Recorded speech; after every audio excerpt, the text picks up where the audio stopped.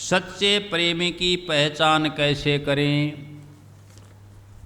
बताओ, सच्चे प्रेमी की पहचान कैसे करेंगे जी? अभी ये प्रश्न आया है और इसका भी जवाब देते हैं। देखो, ये तो मान लो कि झूठे प्रेमी तो बहुत हैं, ये तो निश्चित हो गया। हर व्यक्ति कहता है कि मैं तेरे से बहुत प्रेम करता हूँ, मैं तेरे को बहुत याद करता हूँ। दोस्त दोस्त को कहता है, माँ बेटे को कहती है, बेटा माँ को कहता है, पत्नी पति को कहती है, पति पत्नी को कहता है। कहते हैं ना, मेरा तो तुमसे बहुत प्रेम है, बहुत लगाव है, बहुत प्यार है, बहुत है, मैं तेरे बिना रह नहीं सकता, जी नहीं सकता। ऐसी बातें भी होती हैं, तेरे लिए ये कर दूँ वो कर दूँ, ये बातें भी होती होंगी। चलो, अब कहता है कि सच्चा प्रेमी की पहचान की, सच्चा प्रेमी है, इसकी पहचान हम कैसे करें कि ये हमारा सच्चा है? देखो,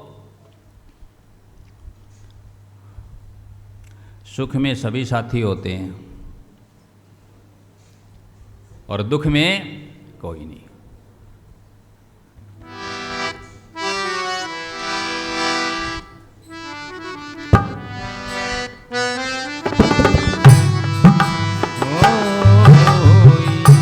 देखो क्या कहता है शब्द, ये पहले से है। सुख के सब साथी, दुख में ना को, मेरे राम तेरा नाम एक सच्चा दूजा ना।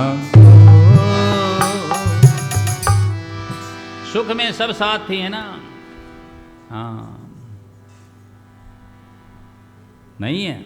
सुख में सब पास आएंगे, सब पूछेंगे कुछ है तो, लेकिन जहाँ कुछ है नहीं, ऐसा दरखत जिसके फल भी नहीं और छाया भी नहीं, उसके नीचे कोई जाएगा?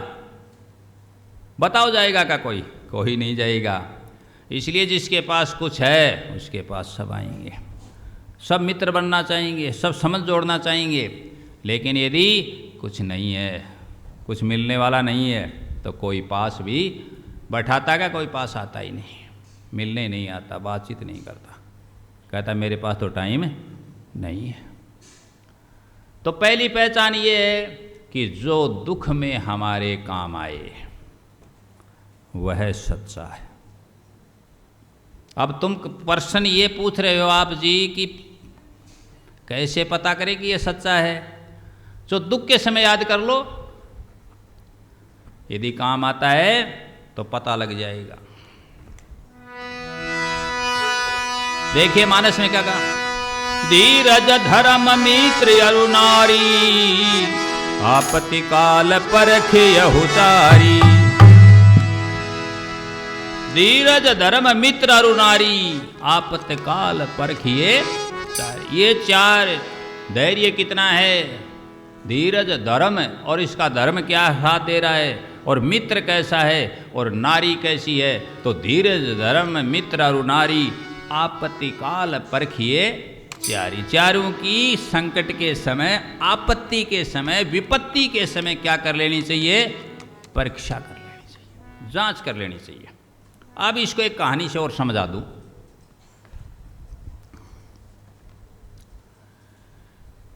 लैला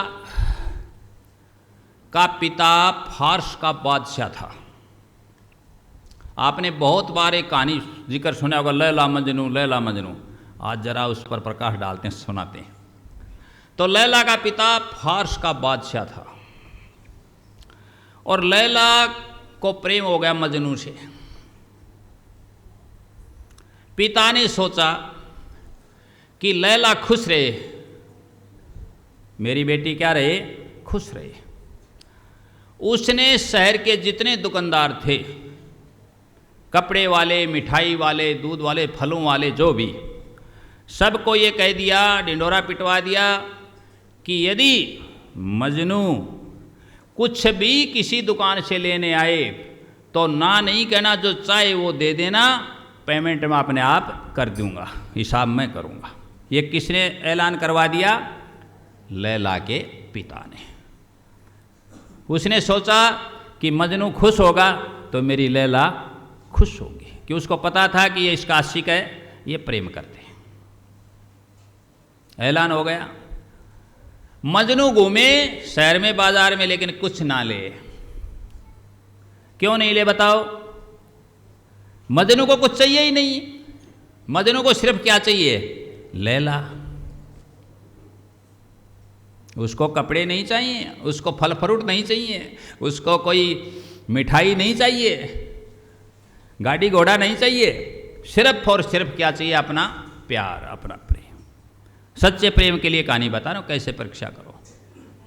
अब हुआ क्या? डिंडोरा तो पिटवाया था, सबको पता तो लग गया नगर में कि मजनू के लिए छुट्टी है, चाहे कुछ भी ले।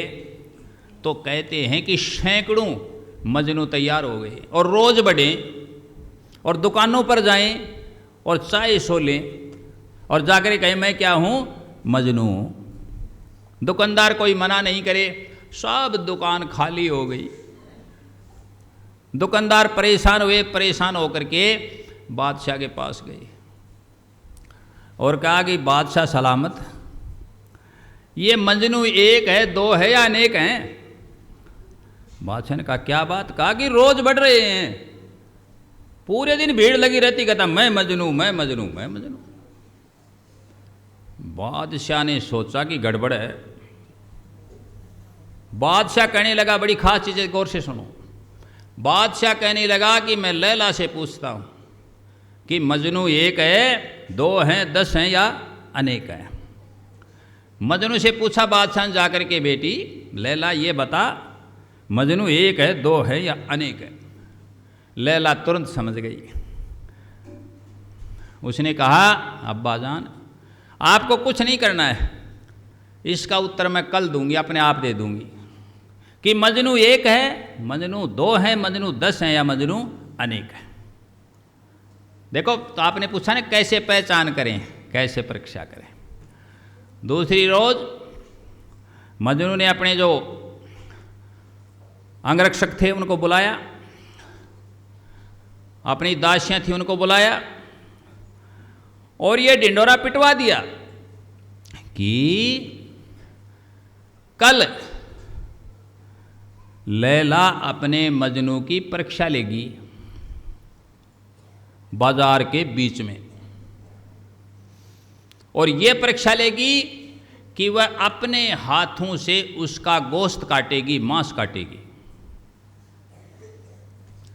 तो मजनू आ जाएं, ऐलान होगा, साहब घोषणा होगी, अनाउंसमेंट हुआ। जितने भी मजनू बने फिरे थे सबके कानों में बात गई, सब दुबक गए, छुप गए, सारे मजनू गायब। जो असली मजनू था सिर्फ है वही आया एक। तो परीक्षा इस प्रकार से होती है कि जब ऐसी समस्या हो कि सब ये कहें कि मैं बहुत प्यार करता हूं, मैं तेरा, मैं तेरा, मैं तेरा, तो कभी कभी ऐसे आजमाओ। एक विनती में आया ना कि सब कहते हैं तू तेरा है, तू मेरा है, इस झगड़े को मिटा दोगे तो क्या होगा? अगर चरणों की सेवा में लगा लोगे तो क्या होगा? अब यहाँ मेरा मेरा तो हो रही है, लेकिन मेरा कोई है नहीं। समझ गए ना? इस बात को पक्का कर लो। तो आज से ये उत्तर दे दिया कि परीक्षा संकट के समय होगी, दुख के समय होगी, या जिस प्रकार से गुरु गोविंद सिंह जी ने परीक्षा ली कि आ जाओ जो सच्चे हैं उनको क्या पिलाया जाएगा?